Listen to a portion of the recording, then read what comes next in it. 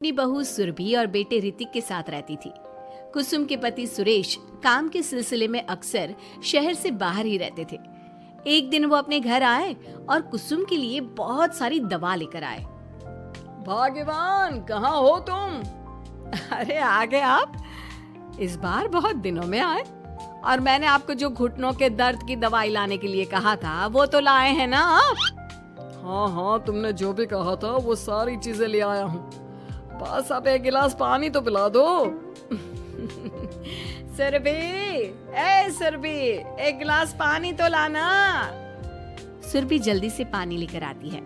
सुरेश सुरभि के सर पर हाथ रखता है और उसका हालचाल पूछता है। बहू, ये तुम्हारी सास के लिए मैं कुछ दवाई लाया था। तुम देख लो ये दवा। तुम्हारी सास तो है बुलक्कड़, किसी और दवाई की जगह कोई और दवाई खा लेगी तो लेने के देने पड़ जाएंगे। सुरेश एक एक करके सुरभि को दवाई बताने लगा। देखो, ये घुटने के दर्द की दवा है। ये घुटनों के दर्द के लिए मालिश का तेल है। रोज रात को मालिश करनी है इससे। ये बीपी की दवा और ये कमर दर्द की। एक दवाई की शीशी हाथ में लेकर कहते हैं, लेकिन ये दवाई किस चीज की है? लगता है मेडिकल वाले ने गलती से दे दिया। सुरेश कुछ दिन अपने घर वालों के साथ रहता है और फिर शहर से बाहर चला जाता है। सुरभि रोज अपनी सास को दवाई दे देती है, लेकिन एक दिन वो घर के काम में बहुत व्यस्त होती है और अपनी सास को दवाई देना भूल जाती है। लगता है सुरभि को आज बहुत ज्यादा काम है। चलो कोई बात नहीं, मैं खुद ही दवा ले लेती हूँ। अरे वाह, ये दवाई तो बहुत स्वादिष्ट है, थोड़ी सी और पी लेती हूँ। इस तरह कुसुम थोड़ी थोड़ी करके हंसते वाली दवाई की पूरी बोतल ही पी लेती है। माँ जी, आज मेरे मायके वाले आ रहे हैं, भैया का फोन आया था। क्या कहा, मायके वाले? अरे तो तू यहाँ क्यों खड़ी है? खाने में कुछ अच्छा सा बना ले। माँ जी, आप इतना हंस क्यों रही हो? आप मेरे मायके वालों का मजाक तो नहीं बना रही हो ना? नहीं, मैं कहाँ मजाक बना रही हूँ। मैं तो बस बता रही हूँ। माँ जी, आप झूठ भी बोलती हैं। आप अभी तो हंस रही थी। कुसुम हंसती ही रहती है। सुरभि वहाँ से चली जाती है और खाने की तैयारी में लग जाती है।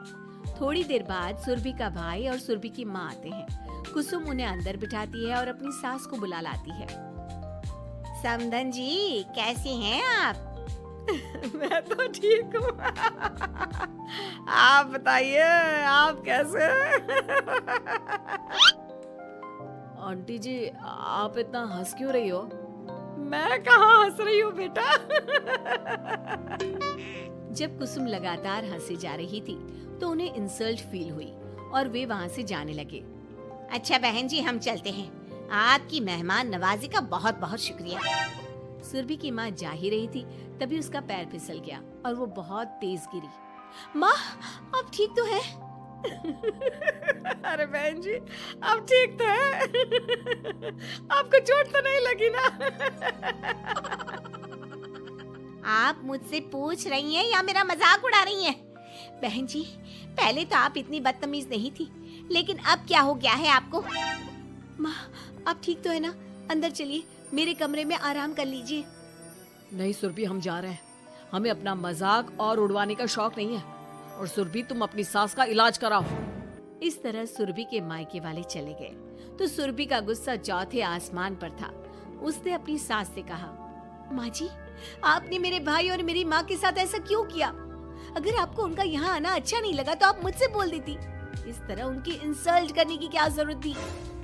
नहीं बहू, मैंने कुछ नहीं किया। अरे भला मुझे क्या पड़ी है जो तेरे घर वालों का मजाक उड़ाऊंगी? देखिए माँ जी, आप अब भी हंस रही है। आपसे तो बात करना ही बेकार है। सुरभि वहाँ से चली जाती है।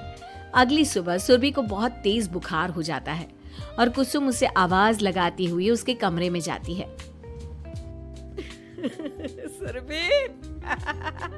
सुरभि, क्या हुआ? अभी तक सो रही हो तुम?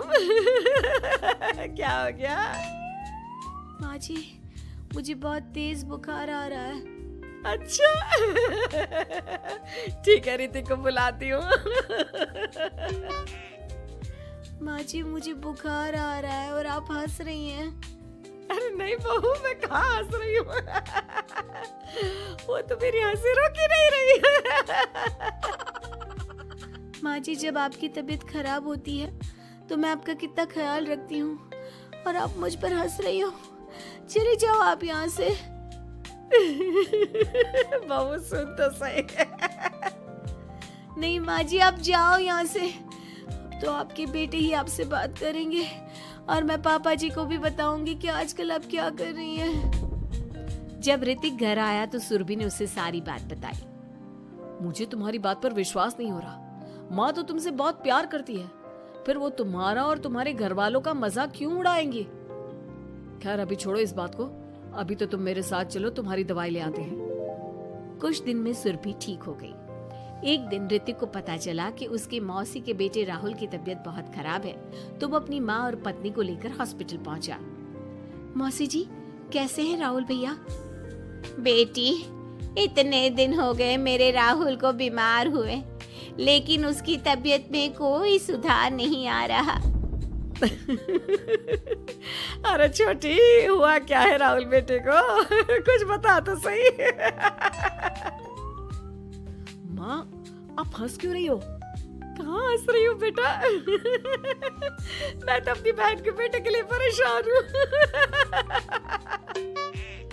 माँ ये क्या तरीका है? रहने दे बेटा, ये तो मैंने सुना था कि मुसीबत में साया भी साथ छोड़कर चला जाता है। आज मैंने देख भी लिया। अरे नहीं बहन, मैंने ऋतिक और राहुल में ना कभी कोई फर्क नहीं किया। फर्क तो दिख रहा है कुसुम दीदी। अगर आपकी बेटे की तबीयत खराब होती तो आप ऐसे हंसती क्या? ऋतिक बेटा ले जा अपनी माँ को यहाँ से। ऋतिक बहुत गुस्से में अपनी माँ से बात करने लगा, लेकिन कुसुम तो सिर्फ हंसे ही जा रही थी। ऋतिक ने अपने पापा को फोन करके बुलाया और उन्हें सारी बात बता दी। बेटा तेरी माँ तो अपने घर वालों से बहुत प्यार करती है और वो बहुत समझदार है। वो ऐसी हरकत कभी नहीं कर सकती। जरूर कोई ना कोई बात है। कल मैं उसे डॉक्टर के पास ले जाऊंगा। शाम को खाना खाने के बाद सुरभि कुसुम को दवाई देने के लिए गई तो उसने देखा कि दवाई की वो बोतल तो बिल्कुल खाली थी जो सुरेश गलती से ले आया था। सुरभि ने वो बोतल सबको दिखाई। अरे ये दवाई तो गलती से आ गई थी और मुझे तो पता भी नहीं कि ये किस मर्ज की दवाई है। कुसुम क्या तुमने ये दवाई पी थी? हाँ जी, एक दिन जब बहू काम में लगी थी ना तो मैंने ये दवाई पी कर देखी थी। मुझे दवाई बहुत स्वादिष्ट लगी तो मैंने सारी पी ली। माँ आपको दवाई स्वादिष्ट लगी? अरे आप भी बच्चों जैसी बात करती हो। ऐसे कोई भी दवाई नहीं पीनी चाहिए, इससे कोई बड़ा नुकसान भी हो सकता है। मैं अभी डॉक्टर से पूछ कर आता हूँ। ऋतिक डॉक्टर के पास गया और कुछ देर में वापस घर आकर सबको बताया।